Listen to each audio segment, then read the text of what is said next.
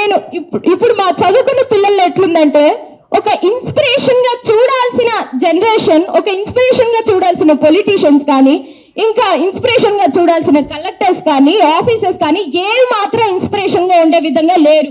మాకు ఇన్స్పిరేషన్ అని చెప్పుకోవడానికి కూడా ముందు సిగ్గుచేటు. ఆ ఖమ్మం జిల్లాలో ఉన్న 3 మంత్రుల గురించి ఇంకా మాట్లాడిన అవసరం లేదు, ఇంకా సిగ్గుచేటు దాని గురించి మాట్లాడుకోవడం. జెండాలు మారుతాయి వాళ్ళు మారుతారు, రంగులు మారుతాయి వాళ్ళు మారుతారు అన్నట్టే ఉంది. కానీ మాకు ఎటువంటి సార్ కనీసం పరామర్శించడానికి రాలేదు. ఎందుకు రాలేదు? తప్పు చేశారనే కదా. ఏ తప్పు లేనప్పుడు కూర్చోబెట్టి మాట్లాడాలి కదా. అమ్మ మీ భూములు కావు, మీ కావమ్మ అని మాకు ఒక పెడితే మేము మీటింగ్ పెట్టి చెప్తే మేము వింటాం, లేకపోతే పరామర్శించడానికి రావాలి. రాలేదు, పరామర్శించడానికి రారు. కలెక్టర్ ఆయన ఇర్రెస్పాన్సిబుల్ కలెక్టర్ అని చెప్పొచ్చు. ఆయన పేద ప్రజల కోసం చదివి పేద ప్రజలకి ఏ విధంగా ఉపయోగపడాలి, వారి సమస్యలు ఏ విధంగా తీర్చాలి, ఆయన జీవితం అంతా చదివిన చదువు అది. ఆ చదువుకు కూడా వాల్యూ లేకుండా చేస్తుంటూ మాకు ఇన్స్పిరేషన్ ఉంటాడని ఇంకే మాత్రం అనుకోవట్లేదు. ముందు ఆయన సస్పెండ్ చేయాలని మేము కోరుతున్నాము.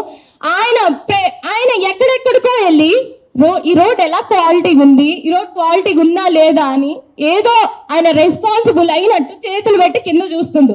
ఆయన 4 అడుగులు వేస్తే మా కాలనీ వచ్చింది. ఆయన సంవత్సరం అంతా పనిచేసిన తీరని పనులు ఉన్నాయి సార్ మా దగ్గర. ఆయన కనీసం కూడా మాకు పరామర్శించడానికి రాలేదు. మీరు ఇక్కడ వాల్యుబుల్ గా ఉంటున్నారా లేదా, మీ పట్టాలేంటి, గవర్నమెంట్ వాళ్ళు.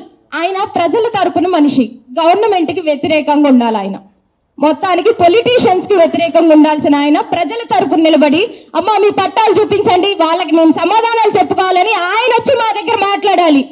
వాళ్ళు కుమ్మక్కయ్యి ఇదేంటో మాకు అర్థం కావట్లేదు సార్. మొన్న ఈ రేవంత్ రెడ్డి సార్ కూడా అన్నారు, డెవలప్మెంట్ ఎవరికి కావాలి సార్? డెవలప్మెంట్ మన దేశ స్పెషాలిటీ ఏంటో తెలుసా? వ్యవసాయ దేశం సార్ మనది.